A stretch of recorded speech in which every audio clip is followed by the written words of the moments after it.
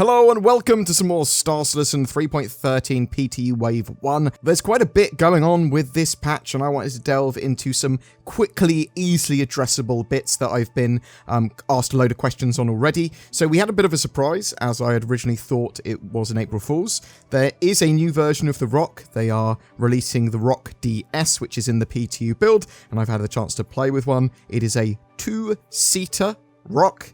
And basically one person drives and the other person controls a mining laser in the little side cab. So what's going on there? Why is this a thing? So both seats can scan, and yeah, you can use this to mine the same deposits that a ROC can mine.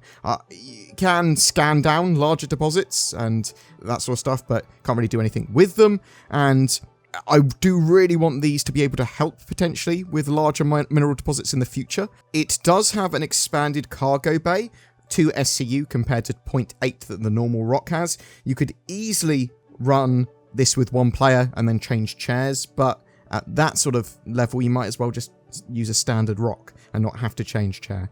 To be honest, I think I'd prefer 2 ROCs if I had 2 players rather than a ROC DS, but that's how I'm feeling at the moment. Maybe we'll get a little bit more function of this or some other bits and understand it a bit better a little bit later long in development. Some other bits, Cloud Imperium actually had their April Fools recently, which was the Origin 404 Invisible Ship. 10 minutes of lovely dumbness from Cloud Imperium and talking about a invisible ship that they'd been making. It's possible that the invisible ship might turn out to be the Origin 400i in the future once it becomes visible. There's no real invisible ship. Let's make that clear. They looks like they either got a Constellation or the 400i and made it invisible. So you can go to the Origin 404 page to get an RSI forum badge as well for that April Fools. And if it's the 400i and if that's going to be released in the 3.13 branch or maybe in 3.14, then cool. I do think we actually are going to get a 400i in the future. We messed around as well in the latest build of 3.13 with the Cyclone MT. It is just a Cyclone TR with some missiles added. That said, it will probably be one of my most used ground vehicles along with the ROC and Nova Tank once that Nova Tank turns up. Can't buy it in game just yet though, that Cyclone MT. It's only through the RSI store. Those asking where to get the Nomad and Mercury Star Runner in game, you can get these at New Deal on Hurston. It's around 1 million for the Nomad and just under 5 million for the Mercury Star Runner. You can find trolleys around points of interest and hangars. You can just pop them in your ship if you want, though there isn't much use for trolleys now other than messing around with them. You can put cargo on them and stuff, but it is just messing around. They're there more than anything else. Medpens, they're now physical objects. You pull them out with C, but you actually have to left click to use them. Avoid microtech in the current PTU build as a spawn location or as a location to visit. The air traffic control and hangars there are balked, they're broken. Just don't go there, is my suggestion. If you want to get the new cave missions, then you'll have to do the entry-level bounty hunting missions first before they start appearing for you. The Connie and P-52 dock.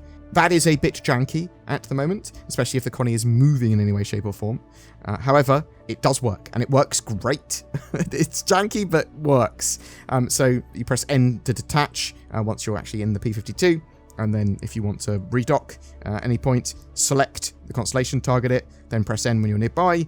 That will request a dock, and then once you're sort of aligned and close, then you can hold N, and that will finish you off with a little auto dock. Absolutely fantastic. Works a treat and makes me feel like, ooh, I've got use for my little snub now. Cargo running appears to have been fixed, so this is really big news. You can buy and sell cargo much more easily now. There's profit in it, probably too. It looked like there was. I haven't actually done much more than a cursory glance, and it might get some more tweaks before it goes live, but you can cargo run it again now. You can buy and sell cargo easily. I'm hoping we see some hot zones form like Jump Town. That would be great too. As they moved the user folder location, I realized I didn't actually need to delete my user folder or my shaders folder this time around, because obviously it was just in a different place. But I did notice when I first loaded into Star Citizen with the 3.13 PTU, my frame rate was trash, and I had to actually quit out of the game after loading in once and load back in before my frame rates were any good. Also, bear in mind, it's worth loading into Area 18 or Lawville once you go into the game, not Microtech, before you do anything else. So sort of make sure you pick one of those places as your starting location. Other than my previously mentioned performance issues, 3.13 seems pretty stable. Both me and Zin have yet to have a crash. That's pretty impressive, but we've only played a couple of hours in this latest PTU build, so take that as it is.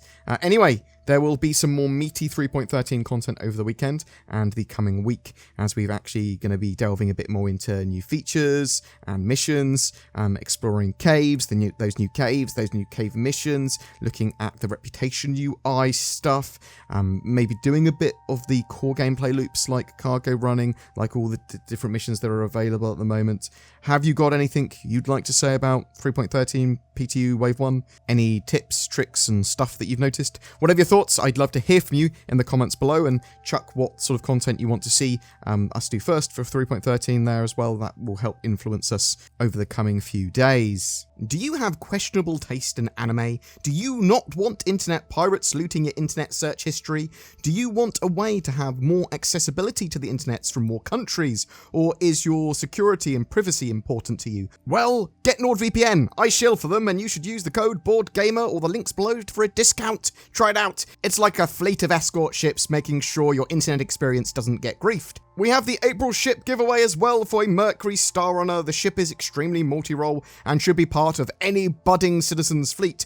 All you need to do to be in for a chance of winning one is comment on any of my videos made during the month. A random commenter will take that prize. These giveaways and the wider channel content are made possible by people that go the extra mile by becoming a Patreon or a YouTube channel member with that join button and the links below. And me and Zin, the editor for the channel, are now trying to put out regular exclusive content as a thank you. We'll also be asking you in those videos to help shape the channel with making decisions about what content we do and how we do it. Please consider joining if you're really enjoying the content. It really does help. Take care, guys. Thanks for watching. Make sure you like and subscribe for more Star Citizen content, and I'll see you in the verse.